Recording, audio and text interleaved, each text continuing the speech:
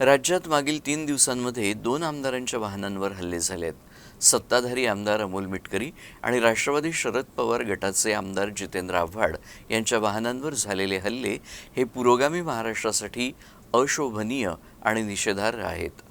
आंदोलकांनी आता पातळी सोडली आहे।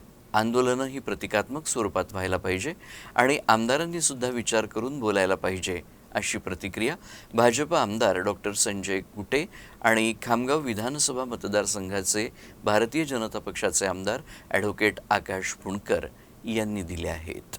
आमदार राहुल मिटकरी यांच्या गाडीवर हल्ला होणे, त्याचप्रमाणे आमदार जितेंद्र आव्हाड यांच्या गाडीवर हल्ला होणे हे पुरोगामी महाराष्ट्रासाठी अशोभनीय आहे।